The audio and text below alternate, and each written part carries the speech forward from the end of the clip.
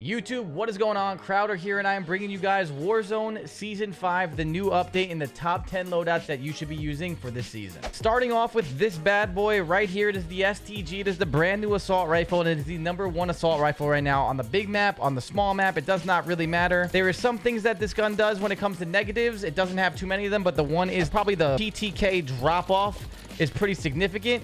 But overall, the time to kill of this gun is 600 milliseconds all the way up to about 36 to 40 meters, depending on obviously what you have on attachments wise. And that is faster than most submachine guns in the game for that long of a range. And it's also very, very easy with recoil. So here are the attachments right here. And this is what I would recommend using. The quartermaster suppressor is basically going to be used on every single weapon. Now that is a new attachment that just came out. It is the best attachment ever. If you don't know what it's about, it's going to give you recoil gun kick by 10%, horizontal recoil, which is the most annoying to deal with, by 23, and then vertical recoil by 10. It's not hurting your ADS or sprint to fire too much, and on assault rifles that doesn't really matter anyway. So make sure you unlock this attachment if you haven't already. And then looking at all the rest of these, I probably recommend this barrel over any other one. You can use the Heinrichter, but this is only going to do bullet velocity and range, and this one doesn't have that much of a drop off where it does help your recoil. But if you're more of a skilled player, you can definitely get away with this one, especially on Resurgence, on Rebirth. If you're playing ranked, those extra couple meters can make a difference. So depending on what you're playing, those two barrels I would kind of interchange. But overall, this is probably the best STG loadout right now, the #1 gun, because even with that TTK drop off, it is still really easy to shoot. And you guys know the practicality of shooting your weapon is always going to be more important than the TTK, because if you're not hitting your shots, you're not getting that TTK anyway. So this gun right here is a very, very good weapon, probably my favorite gun, but there's a lot more that we need to talk about. Let's go to the next gun. And now the next gun is still going to be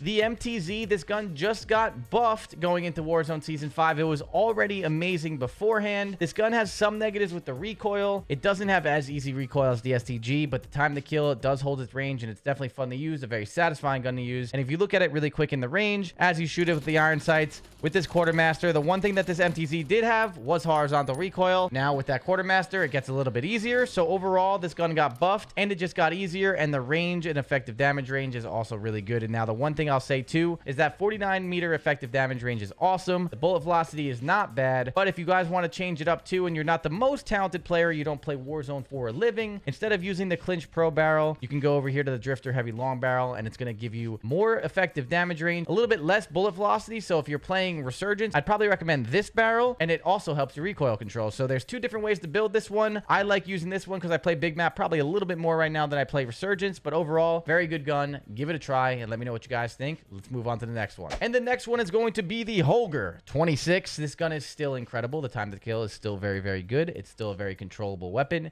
Not a lot of recoil, and nothing's really changed too much. I do not have the right suppressor on this right now. I would take off the Spirit Fire suppressor and just put on the quartermaster now, because again, you do not need bullet velocity with the LMGs for the most part, because they usually have higher bullet velocity in general, and it's going to make it easier to shoot with the quartermaster. And then all these other attachments, they kind of stay the same. You can technically take off the high grain. You can put on the jack glassless if you want. Again, if you don't like the iron sights of this gun, that's not a bad build. Or if you don't want to use high grain, but you still are playing the big map and you're landing Superstore and you're still trying to have a better or an easier shot to hit, you can go always to the high velocity, which I do feel like people sleep on. I know it takes the range off a little bit, but that's only the initial effective range, which isn't the end of the world, where you're still going to hold your range from very farther ranges, and it's going to be a little bit easier to hit your shots with the 20% high velocity. So another way to do it without hurting your recoil control. But overall, I like the high grain on this one. I haven't used this gun as much in Season 5 compared to the STG and other stuff, but it's still in the meta. If you still love this gun, give it a try. It hasn't gone anywhere. Let's move on to the next one. And now we got to talk about a bonus loadout that's probably in some people's top 10, but in general, not a lot of people are talking about this gun, in my opinion. But the time to kill on this gun is still really, really good. It is insane. It only has a 40-round mag, but I do love this weapon. I think it is underrated, and I think it's just fun to use in general, and it just doesn't get talked about enough compared to some of these other guns that I'm going for. So this is just going to be a bonus loadout for this video for you guys watching. If you guys are enjoying the video, make sure you guys drop a like and subscribe to the channel. Let me know if I'm missing any guns, by the way, in this, because if you guys think there are some secret loadouts that I need to try out, I will try it out either on my second channel or maybe even right here on the main for a long form. But here you go. Bonus 5.56. Very fun gun to use. Even better with the quartermaster. Now let's go to another gun. And another gun that we can talk about is here on your screen. It's the BAL. It was kind of added in season 4, right? I'm pretty sure it was season 4, but either way, the recoil was terrible. It was horrible. It was too hard to control for the time to kill, but its time to kill was never that bad. Now with this thing, especially after the 4 shots, the TTK, it's in the meta. It is good. It's very good on the big map with the range that it holds. It's very fun on the small map, which is Resurgence and Rebirth 2. And with the buff of the recoil deviation and everything that they did for Season 5 and the Quartermaster, it now has recoil that you can control. It is very fun. And if you played Advanced Warfare, this is a gun that you were missing using, and it's a much easier to control this recoil by using these attachments. So now this gun has now made its way back into the meta. It's a fun weapon to use, and you can definitely use this and drop one of your PRs if you're trying to go for that. So this is a good build. I recommend using it. This is probably one of my favorite guns to use. That is just the satisfying feeling that you get from using the BAL with the iron sights. I just love it overall. I might be a little bit biased, but we all know why I'm there. But either way, good gun. Love this weapon. Here's another assault rifle that you guys can use. And that is going to be the BP50. Now, this is a gun where I've never truly loved this weapon, especially on the bigger map with 45-round mag. It's got really good range. It's got really good TTK. It does kill very fast, and it is in the meta. It has absolutely no recoil, especially with this build right here. But it does lack a little bit of bullet velocity when you're using this one. So on Resurgence, you can kind of get away with it. But if you want something that it is almost impossible to miss with, this is the weapon that you want to use. It has the easiest recoil. It's gotten even easier when it's come to the Quartermaster, and just in general, you can really use this pretty effectively. If you want to get rid of the Bruin Heavy support grip and throw on high velocity or high grain ammunition, you can do that as well for that bullet velocity. And now you have something that's really good on the big map. And up close with this weapon, its time to kill is basically a submachine gun up, like kind of par of just very good. So if you're more of an aggressive player or you're using this as a sniper support, also not a bad way to build the gun too. So you can kind of still be effective up close, but still have that medium range as well on top of having that sniper on your back. So in general, a couple ways to build this gun. It's still in the meta, still very fun. I enjoy this gun. Sometimes, not my favorite personally, but I know there's a lot of BP50 lovers out there, and the stats don't lie. This gun is definitely usable. Now let's go to another gun. And the other gun that I am talking about is this. It is the new TAQ Eradicator. It's not new, but with the Quartermaster suppressor and the buff and everything else with it, look at the stats on this gun really quick. You have 1,300 bullet velocity. So if you were playing the big map, it is incredible to shoot from long range. It's almost hit scan from almost everywhere. It's very easy to shoot. The Quartermaster makes it even easier to shoot with recoil. And in general, it's going to have 75 rounds in the magazine, so you don't have to waste a slot on the magazine. You can use high velocity, or even if you want to take off high velocity, you could probably use a rear grip and have even more recoil, and then still have that 1,000 bullet velocity way on that too. So there's a couple different ways you can get creative with this, and the time to kill on this gun specifically, if you're using high velocity or obviously high grain as well, is amazing. It is the best gun on the big map for those longer range kills. You instantly crack people. It's easy to shoot. And this is probably my number 1B of my favorite guns right now when it comes to the big map. The STG is just so satisfying up close, and you can laser people with it, and it's just new.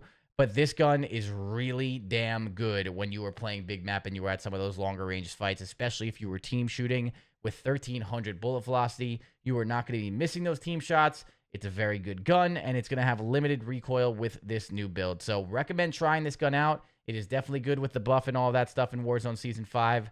Super underrated and just really fun overall. So that is the long-range meta in a nutshell. We're going to talk about snipers real quick, just because we gave you some sniper support, and the BP50 specifically, but you need to know what snipers to pair it up with. I have 2 classes for you real quick, and then we're going to run over to the SMGs. And in my last Season 4 video, this was the best sniper. It still kind of is, and when I say sniper, I actually mean sniper rifle.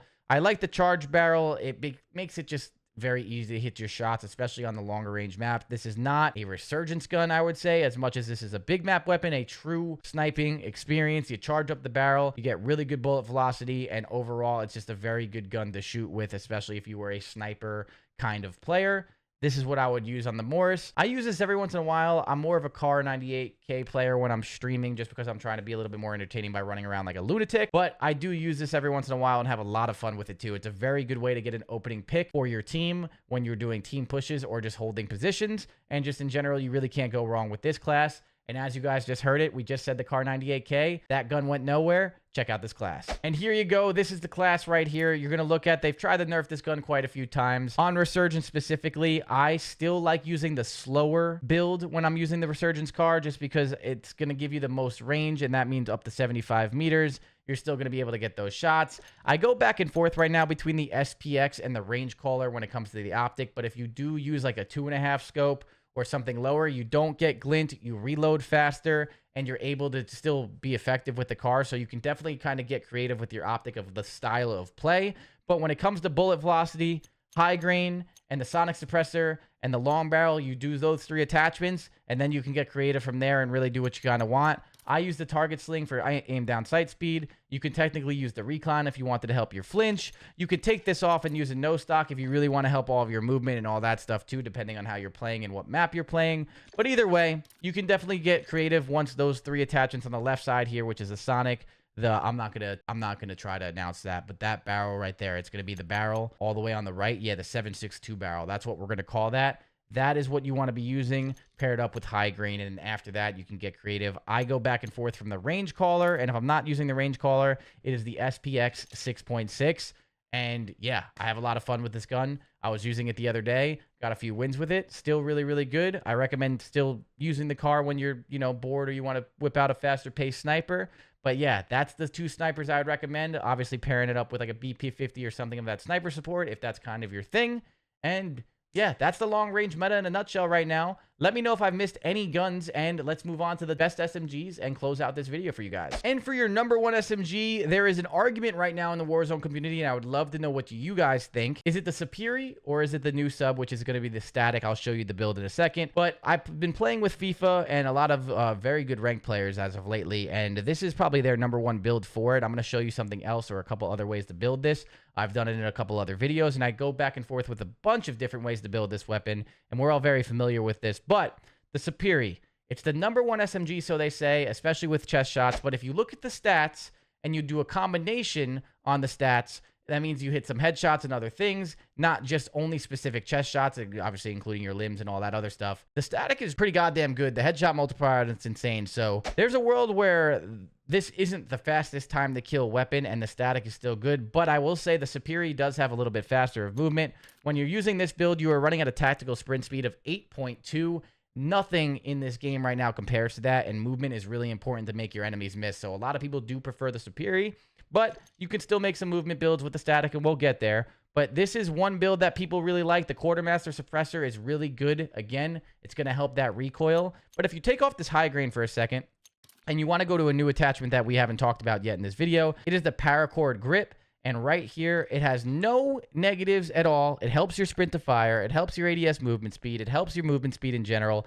And your horizontal recoil is going to be boosted so much more that it does even more than a Bruin heavy support grip when it comes to horizontal recoil, which is kind of crazy. So you can use the Paracord Grip as well, and then you can take off the barrel, and you can still use like high grade if you really care about that effective damage range, getting it up to 16 meters, which in a submachine gun fight, that's really important, especially in ranked. So you can build it this way.